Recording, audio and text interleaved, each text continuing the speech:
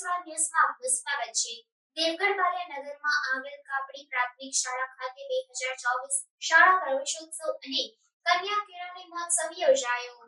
દેવગઢ બારિયા નગરમાં આવેલ કાપડી પ્રાથમિક શાળા ખાતે શાળા પ્રવેશોત્સવ યોજવામાં આવ્યો, જેમાં મુખ્ય મહેમાન તરીકે આદર્શ નિવાસી શાળાના આચાર્ય ચિરાગ શુક્લા નાઓનું સ્વાગત કરવામાં આવ્યું। ત્યારબાદ કાર્યક્રમની શરૂઆત કરવામાં આવી, જેમાં નાના ભૂલકાઓને શૈક્ષણિક કીટ આપીને પ્રવેશ કરાવ્યો હતો। આ તકે બાળકોના ગુણવત્તાયુક્ત શિક્ષણ માટે અત્યાધુનિક સુવિધાઓ ખુલ્લી મૂકી વધુમાં એમ પણ જણાવ્યું હતું કે શિક્ષણ એ સર્વાંગી વિકાસનો પાયો છે। વધુમાં એમ પણ ઉમેર્યું હતું કે બાળકો ભણી ગણીને આગળ વધે અને પોતાના સ્વપ્નને સાકાર કરે તેવી શુભેચ્છા પાઠવી પ્રોત્સાહિત કર્યા હતા। કાર્યક્રમના અંતે ઉપસ્થિત મહેમાનો દ્વારા શાળાના કેમ્પસમાં વૃક્ષારોપણ કરવામાં આવ્યું। આ વેળાએ કાપડી શાળાના આચાર્ય, શિક્ષકગણ, આંગણવાડી કાર્યકરો, ગ્રામજનો સહિત શાળાના વિદ્યાર્થીઓ મોટી સંખ્યામાં ઉપસ્થિત રહ્યા હતા।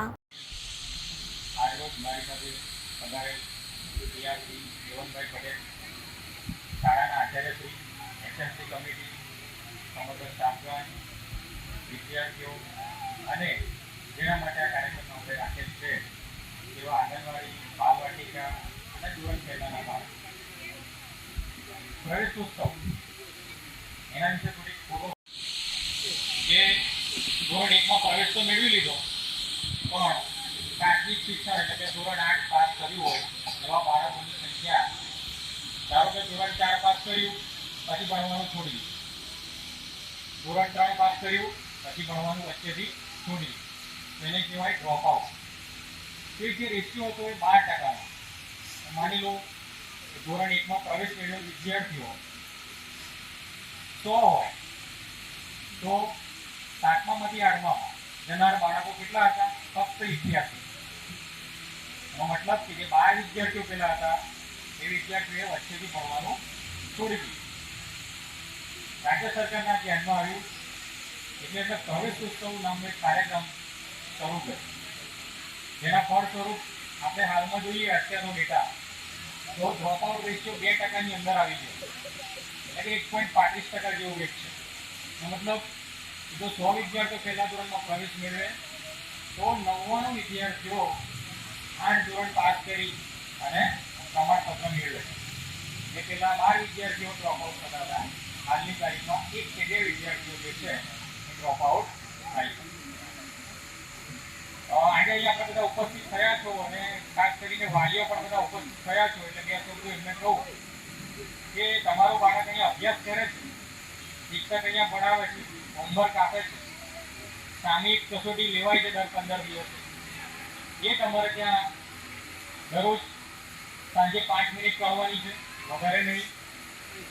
આમ જોવા જઈએ તો તમે એમ કહો કે હું સવારથી જાઉં ને સાંજે આવો, વાલીને એવું હોય સમય ના મળે, પણ મારું એમ કેવું છે કે તમારે વધારે સમય નથી ફાળવવાનો, પણ ફક્ત 5 મિનિટ ફાળવવાનો છે કે અહીંયાથી જે પણ ચાલે છે, ગુજરાતી છે, હિન્દી છે, કોઈ પણ છે, તો એનું છેલ્લે ફોલોઅપ લો કે આજે સાહેબે શું બનાવ્યું, શું કર્યું, એ લેસન કર્યું કે નહીં, આ આપણે જોવાની એક શરત છે।